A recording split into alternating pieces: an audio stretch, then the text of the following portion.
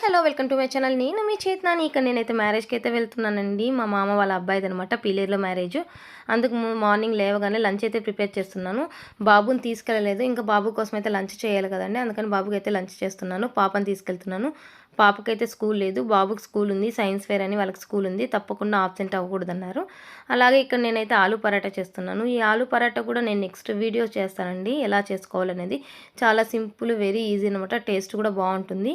ఈ వీడియో కూడా నేను త్వరలోనే అప్లోడ్ చేస్తాను, ఎలా చేసుకోవాలనేది కూడా. రోజు చపాతీలు చేసే వాళ్ళకి ఇలా అప్పుడప్పుడు వెరైటీగా ఆలు పరాటా, పన్నీర్ పరాటా చేసి పెడితే కూడా చాలా టేస్ట్గా ఉంటుందన్నమాట. సింపుల్గా కూడా చేసుకోవచ్చు. తప్పకుండా వీడియో అయితే అప్లోడ్ చేస్తాను. అలాగే ఇంకా ఫైనల్గా నేను ఆలు పరాటా చేసేసాను. మా బాబు కోసం మధ్యాహ్నం లంచ్లోకి ఆలు పరాటానే చాలు, రైస్ ఏమొద్దంటే ఆలు పరాటా చేసేసాను. ఇంకా ఫైనల్గా ఇంకా పెళ్ళిళ్ళ సీజన్ కదండి, ఎవరెవరు పిలుస్తూ ఉంటారు, వెళ్ళకంటే బాగోదనమాట. తప్పకుండా వెళ్ళాలి. ఇన్ని రోజులు మేము దూరంగా ఉన్నాము, ఎవరు పిలవలేదు. ఇప్పుడు దగ్గరకు వచ్చాం కాబట్టి ఎవరో ఒకరు పిలుస్తూ ఉంటారనమాట. తప్పకుండా వెళ్ళాలి. మ్యాక్సిమం దగ్గర ఉండే వాళ్ళందరూ వస్తారు కదండి, అందుకోసం ఇంకా నేను కూడా వెళ్తున్నాను. ఈవినింగ్ వెళ్తే ఇంకా రష్ అనమాట, క్రౌడ్. తిరుపతి బస్ స్టాండ్లో ఫుల్ క్రౌడ్ ఉంటుందండి, ఈవినింగ్ వెళ్ళలేము. అందుకని నేను ఇంకా లంచ్ ఇచ్చేసి బాబుకి ఆఫ్టర్నూన్ స్టార్ట్ అవుదామని ఇంకా ఫాస్ట్గా అయితే వంట చేస్తున్నాను. ఆఫ్టర్నూన్ అయితే కొద్దిగా ఖాళీగా ఉంటుంది, లేకపోతే ఫుల్ క్రౌడ్.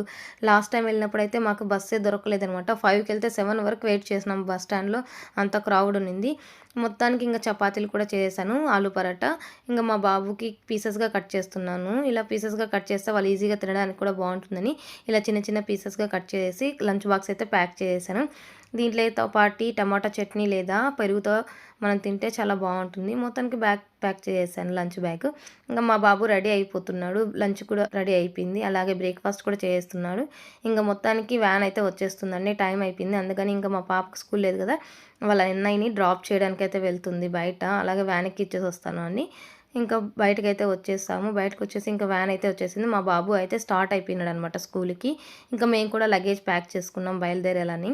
ఆఫ్టర్నూన్ అలా బయలుదేరితే ఒక 2 అవర్స్ పైనే పడుతుందండి. అందుకని మొత్తానికి నేను మా పాప అయితే బయలుదేరేసామన్నమాట.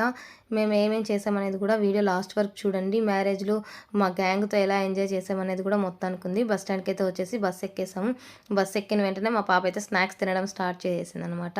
ఇంకా బస్సు కూడా స్టార్ట్ అయిపోయింది. స్టార్ట్ అయిపోయినప్పుడు ఇప్పుడు మేము వెళ్ళే దారిలో కపిల్ తీర్థము, అలిపిరి మెట్లు అవన్నీ కనిపిస్తుంది.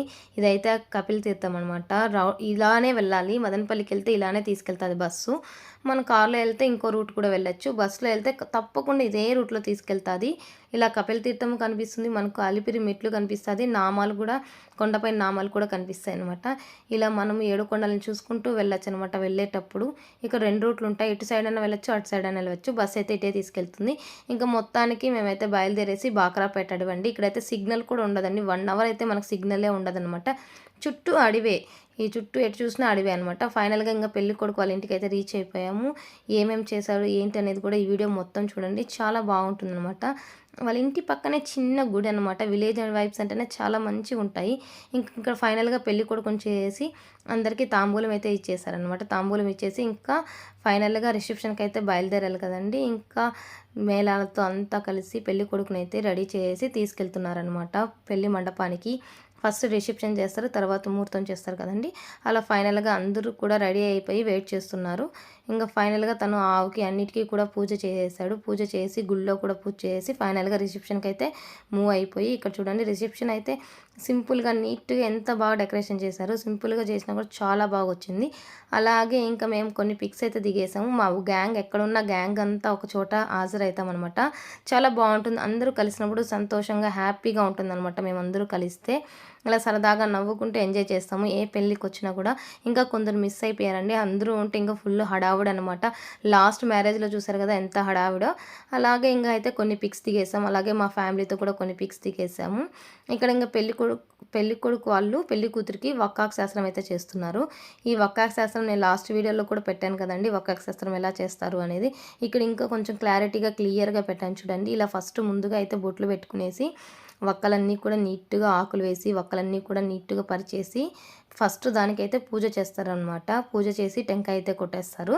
ఫైనల్గా హారతి కూడా ఇచ్చేస్తారనమాట. హారతి ఇచ్చేసిన తర్వాత పెళ్లి కూతురు అయితే ఇంకా వక్కలు జవరడం స్టార్ట్ చేస్తుంది. ఈ జవరేటప్పుడు జాతకాలు తీసేటప్పుడు 2 వైపుల వాళ్ళు కొన్ని తీయి, ఎక్కువ తీయి అనుకుంటూ సరదాగా నవ్వుకుంటూ దాన్ని కన్‌ఫ్యూజన్ చేస్తూ తీస్తారనమాట.